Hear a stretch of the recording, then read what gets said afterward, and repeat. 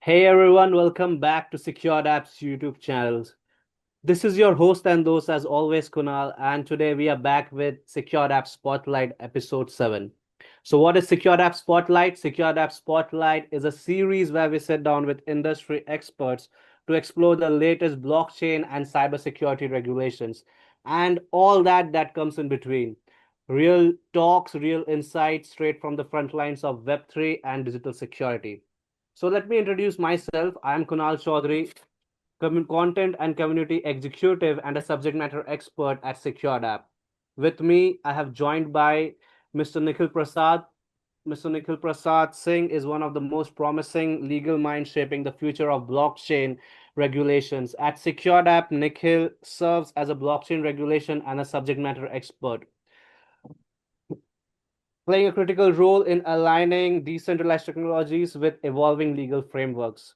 So, without wasting any further time, I will just pass this mic to Mr. Nikhil Prasad Singh, and he will just introduce himself and tell us what we are heading to. So, over to you, my friend Nikhil. Well, hello everybody. This is Nikhil Prasad Singh. So I'm a subject matter expert at SecureDApp, and I'm a passionate in the field of law and crypto. So today we will cover virtual digital asset regulatory landscape in Japan. So that is what we are going to cover right now. So hope to see you all. Thank you, Nikhil. Thank you for the intro. So, Nikhil, to start, can you give our audience an overview about Japan's current legal framework for VDAs, and specifically how do Payment Services Act (PSA) and the Financial Instruments and Exchange (FIEA) apply to crypto assets and tokens? So Japan's crypto regime is built on two core laws. The first is their PSA, that is Payment Services Act, and that covers crypto assets used like currencies or payment tokens. Essentially, anything that isn't a fiat currency or a currency denominated assets. Under the PSA, anyone offering crypto asset exchange services like trading or custody or cryptocurrencies must register with the Financial Services Agency. Operating a crypto exchange without FSA approval is an offense. Okay, so in contrast, tokens that functions like securities fall under the Financial Instrument and Exchange Act. A 2020 amendment to the IEA, FIEA created the concept of electronically recorded transferable rights. And for blockchain-based securities in practice, a so-called security token is regulated as an ERTR. So any businesses offering or trading ERTRs must register as a type 1 financial instrument. Businesses operator under the FIEA, in short, traditional crypto, are regulated under the PSA as well. So whereas this crypto tokens that closely resemble stocks or bonds come under the FIA securities rules as well. So this distinction affects startups directly. So if you issue a token without profit rights, okay, so it may stay under the PSA, but if it confers equity likes rights, it likely FIA requirements. Founders should carefully analyze token design and consult the laws of the C which regime applies. So, for example, NFTs with no dividend share are generally outside FIEA, whereas tokenized fund shares should be ERTR under the FIEA. Okay, Nikhil. Got your point, Nikhil. Yeah. What does a startup need to do to register a crypto exchange or trading services in Japan? And what are the key requirements for it? And what are the process and steps for it? Mhm. So, Kunal, registering a crypto exchange in Japan is a thorough multi-step process. So, first you must establish a Japanese corporate entity first. Then you must meet FSA requirements. Capital and financial soundness are critical. So, under the PSA, exchanges must have a minimum capital of 10 million yen and maintain a positive net assets. Okay. In practice, that means raising enough funds and keeping user and company funds strictly segregated. For example, law requires that at least 95% of customer crypto assets be stored offline. and under the multi-signature control with audited financial segregate separating all user funds from the company assets. So this is to ensure user property is protected in case of hacks or insolvency. So the formal registration process involves a pre-registration consultation with the FSA, which typically takes 3 to 4 months, followed by a 1 month or 2 month review of the actual applications. So you pay a registration license tax when you submit. During this time, the FSA will check your system's personal governance like anti-money laundering and IT security, and may require adjustments. It is also generally expected from the uh, what that these pre this pre-registration consultation with the FSA, which typically you pay a registration license tax when you submit. So during this time, FSA will check your system personal governance and may require adjustments as well. So to join the self-regulatory body Japan Virtual and Crypto Access Exchange Association and follow its code. So in short, we be prepared for a rigorous exam of your business plans, security control, compliance processes, and follow many months. It will follow many months to gain registration. Okay. So Nikhil, talking about marketing and promotion, how about marketing and promotions works in Japan, and what should startups know about their advertising and their crypto products or tokens under Japanese rules particularly? So marketing crypto assets in Japan is strictly regulated to protect consumers. So the authorities have made it clear that misleading or aggressive advertising is prohibited. In fact, the 2020 revision to the PSA explicitly banned deceptive cryptocurrency ads. Further, under current guidance, any marketing material from a registered crypto exchange must include key disclosures. You must state your registration status and number and clarify that crypto is not a legal tender, and further clearly warn about volatility risk. For example, ad should be ad should explain that price swings can cause losses and that crypto can only be used as payment with merchant consent. The act against unjustifiable premiums and misleading representation also applies, further forbidding false or exaggerated claims. In practical terms, startups should be very cautious in promotions. Do not promise guaranteed return or minimize risk. Provide balanced information. For instance, describe how your token works that can go wrong. The Japan Virtual Asset Exchange Association issues guidelines on disclosures as well. Overall, always err on the side of transparency and compliance. Include full disclaimers about risk, clearly label that you are a registered exchange, and follow the standard ad practices outlined by regulators. Okay. So Nikhil, talking about security tokens, if a startup is issuing a token that could be considered as a security, how are those treated under the Japanese law? Hmm. So security tokens are treated as much as like any other financial security in Japan. So after the 2020 amendment, a token that represent ownership right, like equity in company or interest in a fund, is classified as an electronic recorded transferable right (ERTR) under the FIEA. And this means that issuing or trading that token is effectively a securities business's activity. As a result, any operator dealing in security token must register as a Type 1 financial instrument businesses. And in practice, this triggers full securities regulation. For example, public offers of security tokens would require a prospectus or security registration statement with all attendant disclosure obligation. For smaller issues, you might rely on private placements exemptions.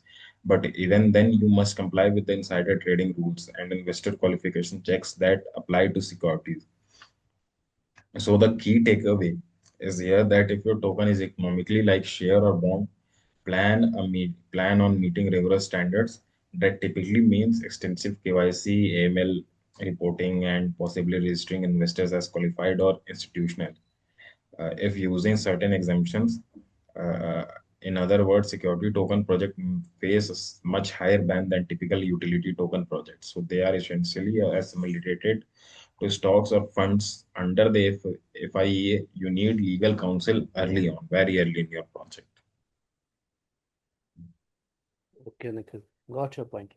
So, Nikhil, what recent changes or forthcoming amendments should be the startups be aware of, and how are the rules evolving, say with stable coins or other innovations? So Japan's framework has been very active recently in the mid 2023. So PSA was amended to explicitly regulate stablecoin and strengthen the exchange oversight effective June 2023.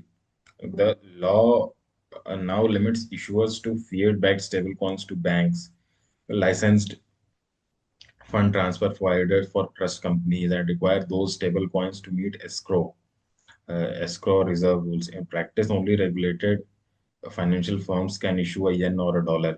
So, stablecoin exchanges like exchanges listing them must register as electronic payment instrument exchange businesses.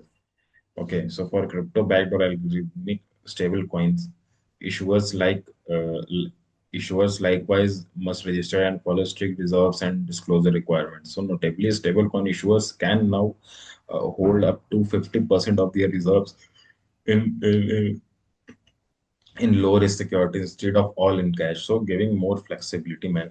So looking ahead, a major bill passed early in 2025 further updated the PSA.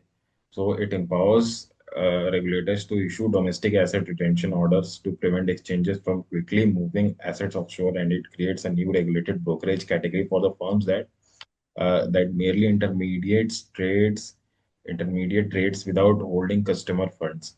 So it also extends AML rules to certain cross-border.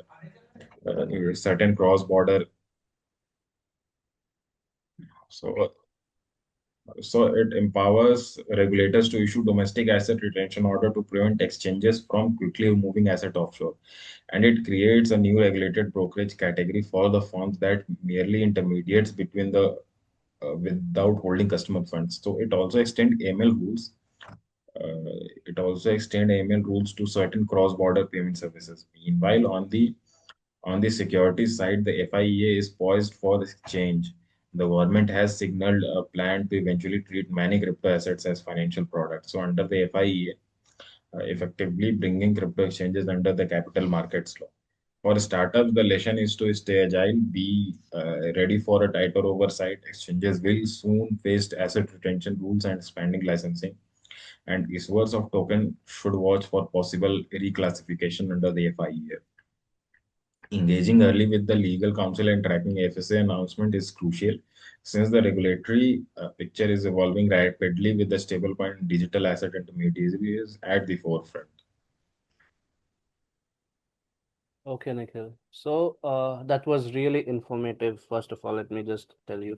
So, what mechanisms does Japan provide for fintech innovations, like clarifications or safe harbors that startups can use when developing VDA services? Okay, so Japan has been proactive about enabling innovation. So FSA operates a no action letter process where a company can ask regulators in advance if a proposed activity is subject to existing laws. So FSA no action letter system uh, established in 2001 allows fintech firms to submit details of a new product or service and receive a written response on how the law applies. So importantly, these inquiries and FSA's answers are made public, giving guidance to the industry. For example, if a startup is unsure whether its token project is regulated, it can request a no action letter for clarity. This makes the regulatory environment more transparent and predictable. So there is also a government support fintech support desk. So as contact point, it's a one-stop point for fintech inquiries. Startups can email this desk to get guidance on licensing requirement, procedural questions, or even be connected to the appropriate authority. It's intended to help innovators discuss ideas with regulators before launch. So on the regulatory landscape, sandbox front, Japan has crossed governmental fintech regulatory sandbox that allows companies to test new financial technologies under related rules, provided they get approval. So the Economic Revitalization Bureau with the Cabinet Office on Regulators coordinates this. If a startup VDA project is novel and doesn't neatly fit existing law, the sandbox can permit limited trials often even if it would normally be illegal. This has been used for blockchain and Web3 demos as well. In short, use these innovation pathways, submit no action letter FSA for feedback, reach out via fintech support desk for guidance, and consider applying to the sandbox for regulated experimental space.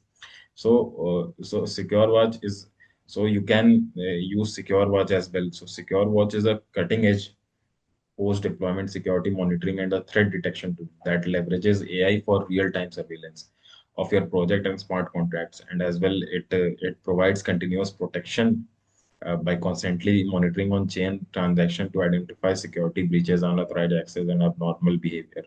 So any one of you, if you want to use SecureDApp's product, SecureWatch as well, so it will monitor your on-chain transaction. It will make your transaction very secure and transparent. So that is what SecureDApp is doing right now. So please go on our page and look at Exactly, our Nikhil. products. SecureDApp. Okay. Exactly. SecureDApp works as your frontline defense. It's SecureDApp aim is to secure India and secure the world and be your partner in your frontline defense. And also, if you want to know more about the products like Secure Watch that Nikhil mentioned, or Solidity Shield or Audit Express, you can just go on securedapp.io and find out them. So, Nikhil, moving on to our next section.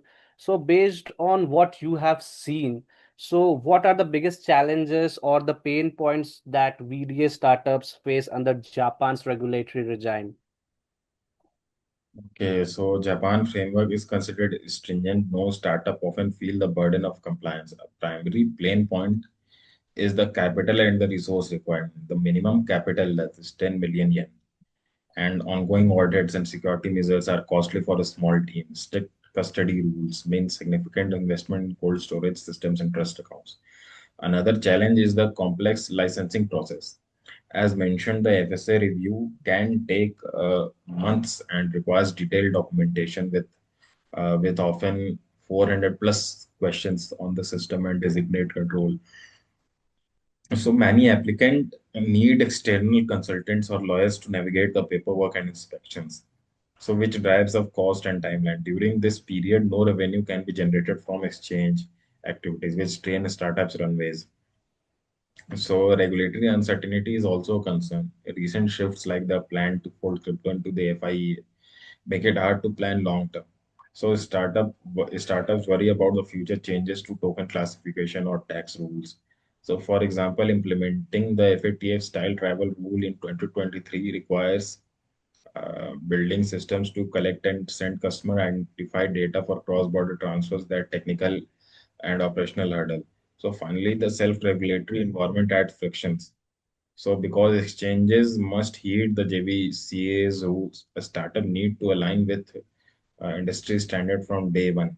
For instance, before listing a new coin, you must submit pre-evaluation or to the JVCA and can't launch until it's approved. This extra gatekeeper helps protect users but can delay product launches. So, in summary, the pain points are heavy, upfront requirements, lengthy registration process, evolving rules that demand constant adaptation. Startups must budget the plan for these burdens. Skimping on compliance is not an option. Okay.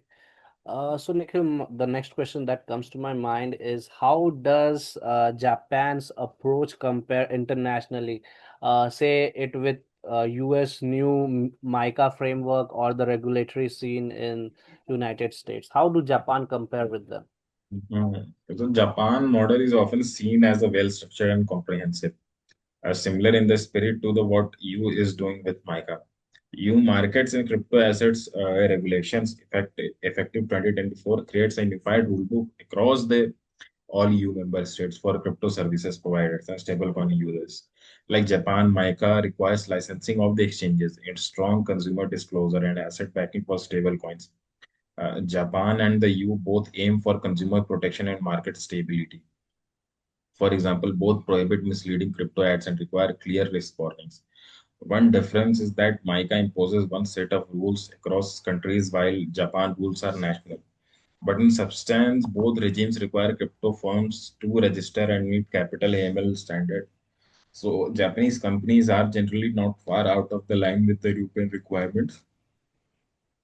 By contrast, the US lacks a significant unified crypto law. US oversight is split. The ACC regulates token deemed securities, the CFTC oversees for crypto future commodities, and FinCEN enforces AML rules on exchanges. So this multi-agency approach often leads to uncertainty. Okay, so in for example, whether the token is security under the Harvey test. So in Japan, distinction is codified by law and clear licensing exists, making the environment more predictable for businesses. So the US approach can be seen as more litigious and developer unfriendly in some cases. Japan's framework like MiCA creates a known checklist for compliance. So indeed, experts often say that regulatory predictability in Japan and EU can be an advantage for entrepreneurs, whereas in the US, the lack of unified framework can be a compliance headache. So, in short, Japan is more aligned with EU centralized rule-based approach, focusing on license and consumer protection. The US, by contrast, has a fragmented system. Startups should be aware that global expansion may juggling with different models, but at least Japan's regime is stable and transparent, though it can be approached like a foreign investment market with clear rules. Okay. Okay. So, Nikhil, looking ahead, what best practices would you recommend to startup founders preparing for new regulations or staying ahead of compliance? Hmm. So founders should treat compliance as a core part, okay, of their business plan from day one. This means designing products with the laws in mind and building robust internal controls. For example, ensure your smart contracts and custodial systems already accommodative segregation of funds, and that your off-chain record keeping can produce the audit trail given the minimal.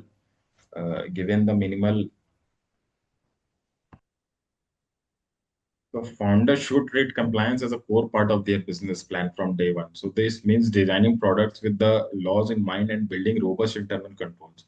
For example, ensure a smart contract and custodial system already accommodate segregation of funds, and that your off-chain record keeping can produce audit trails.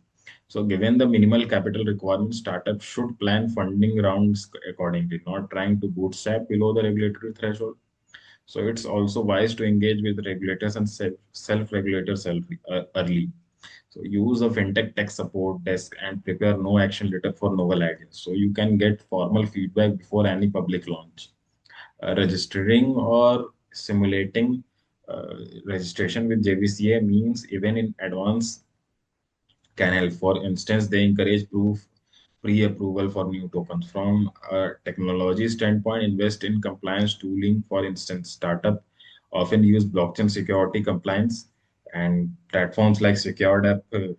SecureDApp is working on protection of blockchain security as well. So to audit a smart contract and check regulatory compliance. So guys, please go and watch Secure Watch and Solidity Shield.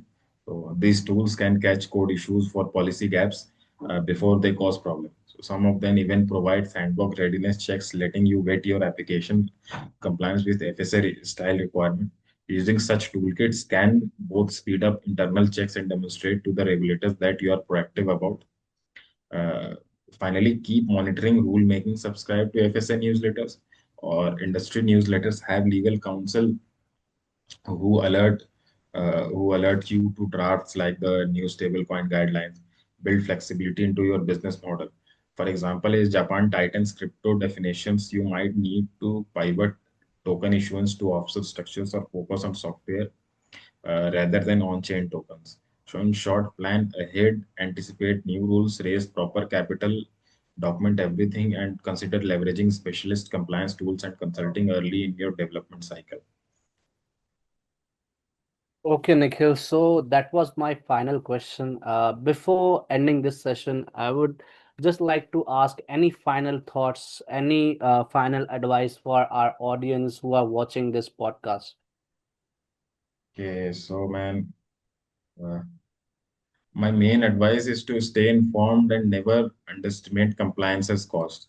So the regulatory landscape in Japan is strict but also relatively clear once you know the rules. Founders should focus on being 100% compliant.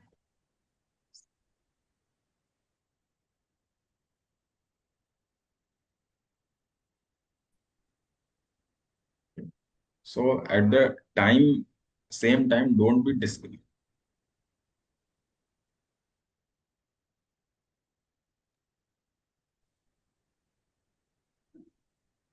So at the same time, don't be discouraged by the complexity. Japan's market is supportive of fintech innovation overall, as seen in regulatory sandboxes and FSA outreach. If you are transparent and diligent, regulators will often work with you. So especially if your project has strong consumer protection, use resources like FSS, the sandbox, and even the chief fintech office of Meiti or feedback. Also, keep an eye on global development. For example, Japan's discussion about ETFs and the reduced box taxes on crypto gains may open new opportunities for you, man. Some officials are talking about the spot Bitcoin ETFs and lowering crypto taxes and taxes to stock levels. Lastly, leverage technology audit and security tools. Okay, so platforms like SecureDApp, SecureWAS, Solidity Shield. So this can help automate compliance checks and give both you and regulator confidence. So these are not just expenses; these are investments in building a credible, safe platform. Japan values institutional grade security and transparency.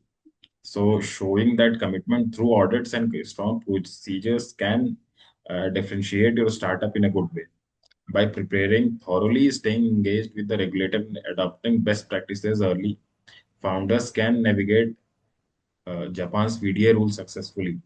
If it may take effort, but it also means you are building a robust, trustworthy businesses in a market that is friendly to the blockchain Web3 innovation in the long run. Okay, so that's all, Kunal, from my side. Thank you, Nikhil. Thank you so much because this was a really informative session where you mentioned the real insights of Japan virtual digital uh, assets regulations. So, uh, thank you so much. And thank you so much to the audience for watching. If And you Kunal, liked this it's video, all the pleasure is all mine. So thank you for uh, taking me as a guest and all those beautiful questions. I hope audience have enjoyed. And people, please go to our website, that is securedapp.io. You can have uh, there are different types of cybersecurity measures, cybersecurity products that you can use. There is Solidity Shield, there is Secure Watch, uh, there are smart contract audits. So everything that is for you to use. exactly, Nikhil. Thank you. Thank you for mentioning that. And there are many things, as you mentioned, Audit Express and our new product, Secured App XDID. We will be launching it soon. So, coming back to the podcast, thank you, audience, for being such a good listener. And I hope you liked this video. If you did so, please hit the like button. Share this video with your friends, families, and colleagues. Subscribe to our YouTube channel, Secured App. We will be back with Secured App's Spotlight episode 8. I hope Nikhil will be joining with us. Yeah, sure, man. I will be joining. Yes, Nikhil, thank you. And subscribe to our YouTube channel, and we will be back. And till then, stay safe, stay secure, and as I always say, stay ahead. Thank you. Thank you, Nikhil. Thank you. Thank you.